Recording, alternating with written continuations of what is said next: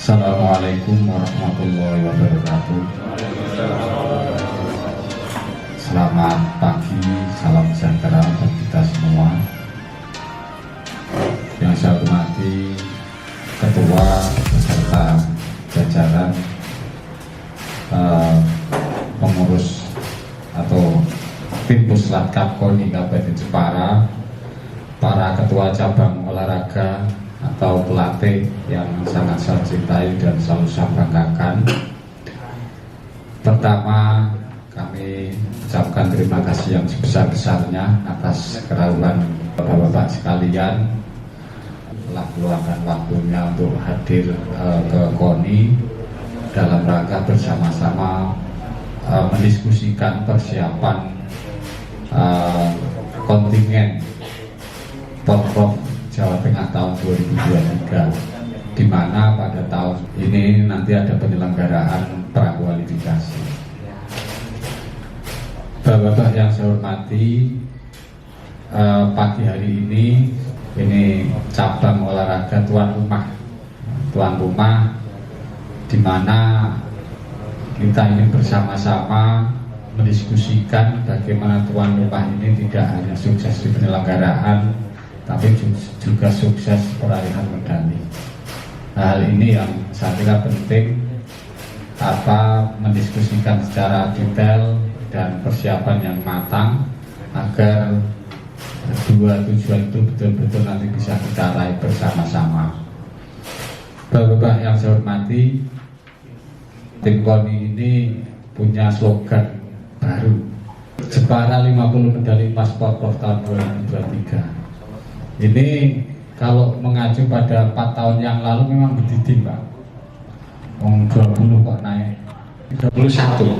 Nah, saya kira ada hal-hal yang melatar belakangi dan potensi yang teman-teman KONI ini merencanakan hal itu. Ya tentu ini tidak sama-sama. Jadi kalau bicara potensi, ini atlet yang bisa kita andalkan ini berapa, bagaimana, ini nanti kita pikir sama-sama. Nah, ini penting pada pagi hari ini kami undang agar segala sesuatunya betul-betul bisa direncanakan, bisa dipersiapkan sejak dini. Di Kabupaten Jepara yang tadinya itu hanya 9 cabang olahraga, insya Allah nantinya menjadi 13 cabang olahraga. Ada tambahan triathlon, kickboxing, kemudian squash, dan yang satu kemungkinan voli pasir. Ini yang besok insya Allah akan kami fikirkan dengan KONI Jawa Tengah terkait jumlah penyelenggaraan tuan rumah Porprov di Kabupaten Jepara. Bapak yang saya hormati, mungkin terkait persiapan kontingen kita sudah mulai semenjak adanya Puslatkap beberapa tahun terakhir atau beberapa bulan sudah kita mulai, dan mungkin juga ada beberapa cabang olahraga baru yang kemarin mendapatkan medali di PON Papua, juga ada tambahan. Nah, ini yang saya kira kalau kita hitung-hitung itu baru potensi itu hanya 32-6. Ini masih kita mendiskusikan 32 itu bagaimana nantinya bisa kita kawal betul-betul sampai kepada treatmentnya, termasuk Puslatkapnya ini nanti disiapkan seperti apa, karena sekali lagi nyawa kita di sini ini. Jadi kalau kita di dalam merencanakan sudah tidak maksimal dan hasilnya tidak maksimal, saya kira perbaikan lini yang lain terkait organisasi, terkait yang lain pun nggak ada artinya. Maka kami beserta tim KONI ini serius di dalam mempersiapkan hal ini. Terkait rencana prakualifikasi ini masih simpang siur. Hanya yang saya terima dari Ketua Umum KONI Jawa Tengah diperkirakan pertengahan tahun 2022. Maka kita juga menghitung di dalam menyiapkan 6 bulan ke depan ini seperti apa, kemudian pasca lolos itu nanti seperti apa, ini yang kami ngajak bapak-bapak sekalian selaku pemangku kebijakan di cabang olahraga masing-masing agar ada perencanaan dan pelaksanaan yang sinergis dan strategis untuk mengarah pada medali di Porprov tahun 2023. Mungkin ada hal baru yang saya tekankan kepada tim Puslat Cup. Ya, tentunya ada hubungannya dengan cabang olahraga yang di 14 cabang olahraga itu.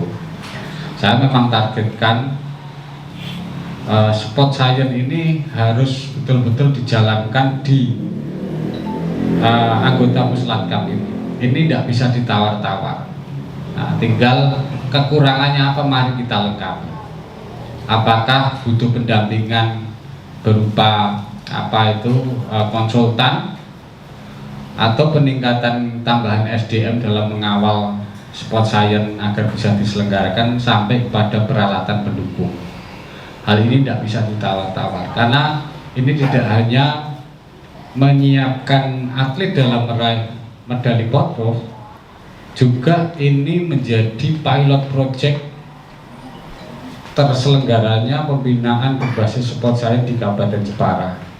Kami berharap 6 bulan ini betul-betul nanti bisa ideal, sistemnya sudah kebentuk, segala kekurangan sudah bisa dilengkapi, sehingga nantinya 6 bulan berikutnya bisa kita terapkan pada cabang olahraga.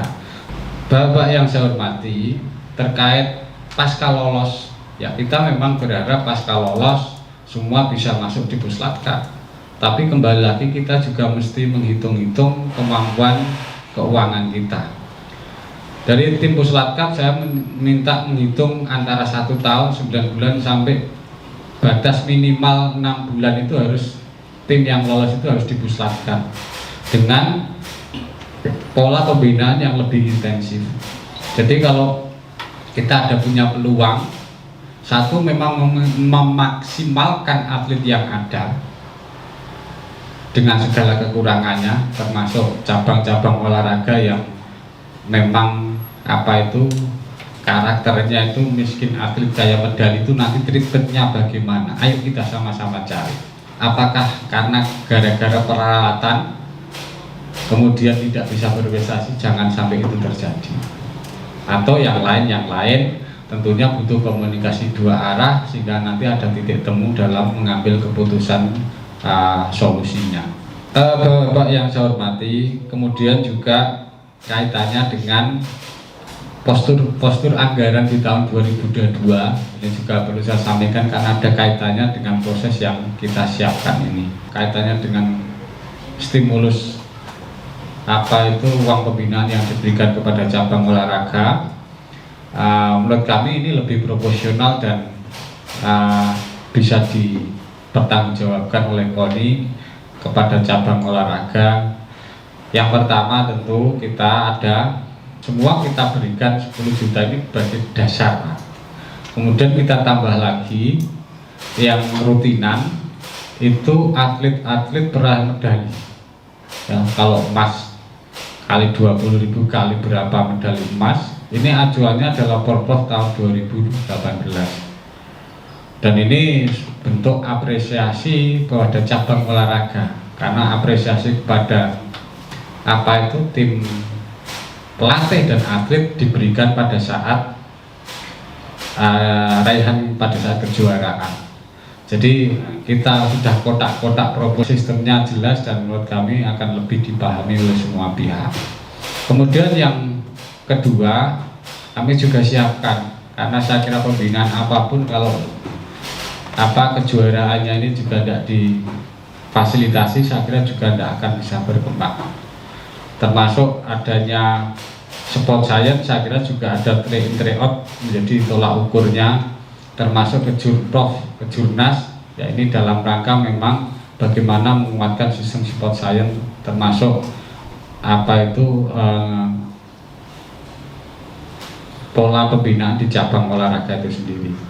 Hanya mungkin di tahun 2022 perlu saya sampaikan, kalau Cupnya nanti kita rupakan dalam bentuk Porkap, Pak. Kita bentuk Porkap yang kita rencanakan itu nanti pada bulan Mei. Ini sekaligus Kejurkap juga melaksanakan program 4 tahunan yang sempat tertunda di beberapa tahun terakhir karena akibat dari pandemi. Dari konsep dari kepengurusan lama ini sudah jadi, mau dieksekusi gara-gara pandemi nggak bisa jalan, dan kemungkinan dari pengurus KONI sebenarnya agak berat. Ini fokusnya menyiapkan pra, tapi juga sisi yang lain harus menyelenggarakan Porkap di tahun 2002. Kenapa kita selenggarakan di tahun 22? Karena kalau 23 rasanya sudah tidak mungkin kita menjadi tuan rumah Porkap. Tahun 2024 kita ini sudah menghadapi pemilu, dan periode kami ini juga sudah berakhir 2024.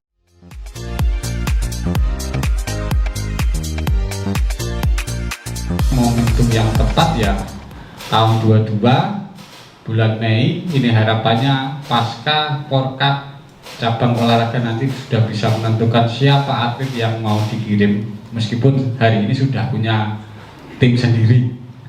Paling tidak fasilitas itu sekaligus juga menjalankan program 4 tahunan di olahraga di Kabupaten Jepara. Nah, kaitannya dengan stimulus Kejurprov, karena yang saya dengar prakualifikasi nanti dikemas pada Kejurprov. Ini yang kami siapkan tersendiri sesuai nanti pengajuan dari cabang olahraga. Kemudian kaitannya dengan perubahan transformasi tradisional ke sport science ini, mau tidak mau kebutuhan peningkatan SDM ini harus kita fokuskan. Apakah nanti pelatih fisik atau pelatih yang lain? Kalau cara membuat pola latihan sudah tahun kemarin sempat 2 kali, ya harapan kami dukungan SDM yang lain nanti bisa dikembangkan, karena stimulus SDM ini juga kami siapkan. Nah, kemudian yang tidak kalah pentingnya ini Sarpras. Memang kalau kami cover semua nggak mungkin, Pak, tapi setidaknya kami tahu pengajuan dari cabang olahraga yang paling urgent mana, ini akan kami dahulukan. Nah, ini yang perlu juga kami sampaikan. Dari 44 cabang olahraga yang saya minta perencanaan anggaran tahun 2023 ini hanya berapa, Mas? 13-14 cabang olahraga. Nah, itu pun kalau saya bedah lagi hanya 1-2 yang sesuai formasi form yang kita berikan kepada masing-masing cabang olahraga. Ada yang hanya angkanya saja, ada yang postur anggarannya ini tidak sesuai dengan form yang kita tentukan. Nah, ini PR kita bersama, dan mohon maaf kemarin itu ini sekedar mengingatkan saja, jangan sampai kita sudah fasilitasi proses pengajuannya di media sosial. Ini yang justru malah tidak membangun gitu. Nah, ini mari kita sama-sama benahi. Tentu sekali lagi kami realistis, tidak semuanya bisa di cover, tapi paling tidak dari pengajuan itu kita akan membuat segala prioritas yang paling urgent mana kita akan selesaikan, sehingga tidak kebijakan akan lebih terarah. Keterbatasan di cabang olahraga ya paling tidak semakin hari akan semakin bisa tersentuh. Itu harapan kami dengan proses-proses pengajuan itu. Dan menurut kami dana tahun 2002 ini dari 4,8 naik 6,4, ini murni kepercayaan dari pemerintah daerah terhadap kita semua, Pak. Tidak hanya KONI, tapi ke cabang olahraga, sehingga ada kenaikan angka itu. Dan itu tidak kemudian tiba-tiba, ada proses dari awal yang mungkin Bapak sekalian di tahun 2021 di awal kita minta untuk mengajukan, tapi proses itu tidak berkembang baik. Nah, ini harapan kami kita bisa sama-sama memperbaiki sistem secara konsisten, sehingga memang dukungan dari pemerintah pun juga akan nambah kenaikan. Nah, yang kaitannya dengan bonus, kemarin teman-teman tim Puslatgab atau tim KONI juga sudah merumuskan Jadi lebih kepada proporsional. Memang sekali lagi bonus ini mutlak kebijakan dari pemerintah daerah, baik Pak Bupati maupun pimpinan dewan mau dikasih bonus berapa. Nah, kalau kami menyiapkan sistemnya lebih proporsional, artinya bonus bagaimana kita upayakan emasnya ini naik. Nah, yang kedua, masukan dari pelatih maupun cabang olahraga, di mana tim pelatih itu nantinya biar lebih jelas pembagiannya, juga cabang olahraga yang bergu dan perorangan ini kita sudah formulasikan.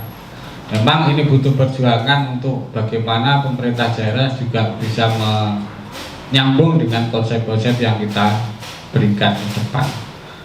Jadi mungkin ada yang saya dengar ada atlet berprestasi tapi gara-gara nggak punya alat akhirnya nggak berani menghitung potensi atlet emas itu sendiri. Ada juga atlet kita ada prestasi di Jawa Tengah, nah, tapi gara-gara organisasi cabang olahraganya pasif, akhirnya ini bingung Pak mau pindah ke tempat lain karena kalau cabang olahraganya nggak jalan akhirnya atlet ini yang jadi korban. Ini alhamdulillah kemarin lewat komunikasi dengan Pemprov, saya tidak mau seperti ini. Saya bukan mau intervensi karena atlet ini sudah wajar, ini tidak dilayani kemudian datang ke DPR, datang ke bupati. Ini kan ranahnya cabang olahraga. Nah, kalau sedikit-sedikit kami mau ikut mengatasi ini dianggap intervensi, ini kan repot. Karena sekali lagi semangat kita adalah jangan sampai ada atlet atau pelatih yang investasi terhalang gara-gara organisasi nggak jalan. Itu semangat kita di situ. Bapak yang saya hormati, saya perlu mengingatkan karena mungkin ini cukup 11 cabang olahraga, ini juga ada ketua dan rata-rata pemangku kebijakan di cabang olahraga masing-masing. Saya perlu mengingatkan barangkali dari 11 cabang olahraga ada yang belum mengumpulkan LPG. Ini sebaik apapun perencanaan kita, tapi kalau LPG-nya kita nggak beres, laporannya ini nggak dibaca Pak. Nah ini kalau tidak kita sama-sama selesaikan, ngalamat tahun 2023 itu nanti ya kita nggak tahu, karena perencanaan itu juga tergantung pada LPG tahun kemarin. Nah, ini kami mohon agar minggu ini bisa diselesaikan sehingga perencanaan yang kita sama-sama bangun itu nantinya juga akan dikaji dan bisa menjadi pertimbangan untuk di pick up oleh kebijakan pemerintah daerah. Kemudian yang terakhir Pak, saya juga perlu informasikan kaitannya kegiatan rutinan tahunan KONI beserta anggota cabang olahraga beserta KOK atau RKK sekarang rapat kerja kabupaten, kalau dulu RAT, insya Allah kita selenggarakan tanggal 9 Februari, dan apa yang kami sampaikan di awal insya Allah secara resmi akan kami sampaikan di RKK nanti. Dan yang terakhir masalah organisasi, mungkin PO nanti akan kami keluarkan juga. Jadi Bapak sekalian tidak usah kaget ketika kami nanti menentukan minimal 9 klub, karena ini semangat kita adalah untuk menata pola pembinaan kita. Kalau hulunya itu sudah tertata, database-nya jelas, saya kira di dalam merencanakan treatment dan penanganan akan lebih mudah dan terarah.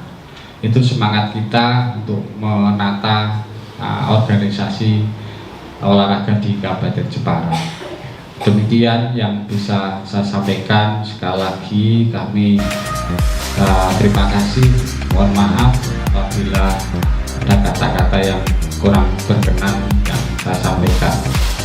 Walaupun Assalamualaikum warahmatullahi wabarakatuh.